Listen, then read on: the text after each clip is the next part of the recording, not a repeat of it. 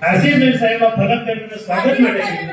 સ્વાગત માટે જે એને ખુલાર નથી કઈ નથી પેશન્ટ ખુલાર માં રહ્યા છે એ નામ નથી બોલતો સમાજને અપમાનિત કરવાનું કામ કરે આદિવાસી સમાજના અમારા અધ્યક્ષ હોય ત્યારે આદિવાસી સમાજનું તમે વચ્ચે ના બોલશો મારી આગળ ત્યારે પછી અપમાન કરવા માટે અહીંયા બોલાવો છો ના સાહેબ તમે પ્રભારી મંત્રી છો ને તમે જુઓ છો સવારથી કાર્યક્રમ કેવી રીતે ચાલી રહ્યા છે આ મારું અપમાન કરવા માટે બોલાવો છો તમે આ ચૂંટણીમાં જીતાઈને આવેલી છું કોઈ ઉપરથી પેરાગ્લાઇડિંગ કરી નથી આવી હું અહીંયા મારા વિસ્તારના અધ્યક્ષ છે મારા આદિવાસી મોરચાના અધ્યક્ષ છે ના સાહેબ આભાર આપનો થેન્ક યુ આપે મારા માટે લડ્યા એના માટે ખૂબ ખૂબ આભાર સર્વે જનતાનો પણ અને આપ સર્વે નેતૃત્વનો પણ કોણે કહી નાખે આ પેલો છે ને મહામંત્રી કોણ છે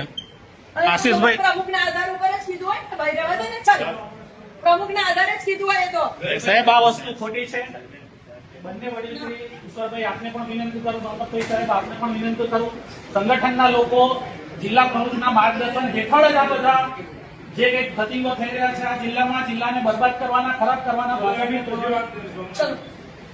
કોઈને કહેવાનો કોઈ મતલબ નથી આ બધા લોકોને છે ને આટલા બાંધવાની જેમ આટલા બાંધેલા છે આદિવાસી સમાજની કોઈને પડેલી નથી પાર્ટીનું કામ કરું છું કઈ પણ મને થયું ને અને મારા પરિવારને કઈ બી નુકસાન થયું ને એનો જવાબદાર આ જિલ્લાનો ભારતીય જનતા પાર્ટીનો પ્રમુખ રહેશે મારી સાથે વાત કરવા આવે ને તો એવા લોકોને ધ્યાનમાં રાખીને એ લોકોને તડકાવવામાં આવે છે ગુસ્સે એ લોકોની સામે એક્શન લેવામાં આવે છે ને એવા લોકોને એ લોકોની અહીંયા ઘણી વાર અપમાન થયું છે અમારે નથી આવવું ભાઈ ત્યાં અમે તો આદિવાસી છીએ ને એટલે અહીંયા તાપ તડકામાં બેસીશું અમને એવા એસી રૂમોની જરૂર નથી પડતી મીડિયાને લિખિતમાં લખેલું છે નામ જો કે બેન જયારે આવે કાર્યક્રમમાં તો કાર્યકર્તાઓ અંદર ગંદા ઇશારા કરે બેન માટે અપમાનજનક શબ્દો બોલે આટલી બધી રજૂઆત કરી પ્રદેશ સુધી રજૂઆત કરી પાટીલ સાહેબ જયારે અધ્યક્ષ હતા ત્યારે પણ અમે રજૂઆત કરી અને લિખિતમાં રજૂઆત કરેલી છે ઘનશ્યામભાઈની સહી વાળો કાગળ છે અમારી પાસે તો એવી તો શું મજબૂરી છે કે ભાઈ આટલું બધું આદિવાસીઓનું અપમાન કરે એવા નેતાને સાચવવાનો એને નેતાગીરી તો સાબિત કરી તાલુકા જિલ્લા પંચાયતમાં એક પણ જગ્યાએ પ્રચારમાં નીકળ્યા રાત્રે 2-2 અઢી 3 વાગ્યા સુધી બેન એકલા મહિલા થઈને એકલા પ્રચાર કર્યો છે અને તિલકવાડામાં ભારતીય જનતા પાર્ટીનું કમળ ખીલ્યું કર્યું છે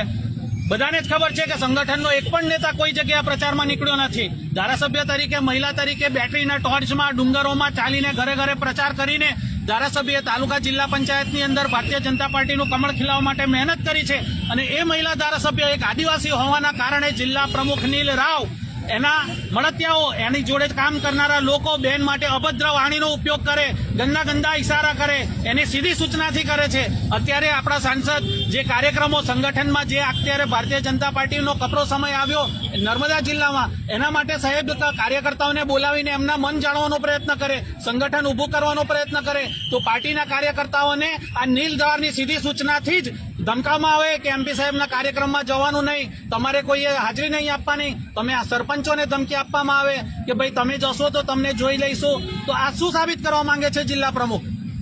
એ જ બતાવવા માંગે છે કે સાંસદ આદિવાસી હોય ભલે સાત તમના હોય કે ધારાસભ્ય હોય મહિલા હોય પણ આદિવાસીઓની અમારા માટે કોઈ ગણતરી નથી આદિવાસીઓને અમે કંઈ સમજતા નથી આદિવાસીઓ અમારા વર્ષોથી ગુલામ છે ને અમારે ગુલામ જ રાખવાના છે આ એમની માનસિકતા છે એ બદલવી જ પડશે એ સમયની પણ માંગ છે અને આજે જાહેરમાં ધારાસભ્યનું અપમાન કર્યું કમલમના બંધ બારણે તો અસંખ્ય વાર અપમાન કર્યું પણ આજે 300-400 માણસની હાજરીમાં જો ધારાસભ્ય એક મહિલાનું અપમાન થતું હોય તો એ આદિવાસી સમાજ માટે પણ ચિંતાનો વિષય છે અને આદિવાસી સમાજે પણ જાગૃત થઈને એક થવાની જરૂર છે અત્યારે એ સાંસદ શ્રી અને ધારાસભ્ય શ્રી દારૂ જુગારના અડ્ડા અફીણ ગાંજાના જે મુદ્દા ઉઠાવી રહ્યા છે તો આની પાછળ પણ કોણ છે કેમ છેલ્લા 2 વર્ષમાં દારૂના ધંધા અહીંયા ગાડી જોરશોરથી ચાલવા માંડ્યા છે કોણ એની પાછળ છે તો એ પણ તપાસનો વિષય છે ચિંતાનો વિષય છે આ બધું જાણવું પડશે આમાં આદિવાસી સમાજ પાયમાલ થયો છે આદિવાસી યુવાનો કંગાલ થઈ રહ્યા છે બેરોજગાર થઈ રહ્યા છે અને અમારી મા બેન દીકરીઓ વિધવા થઈ રહી છે તો એ આદિવાસી સમાજે જાણવાની જરૂર છે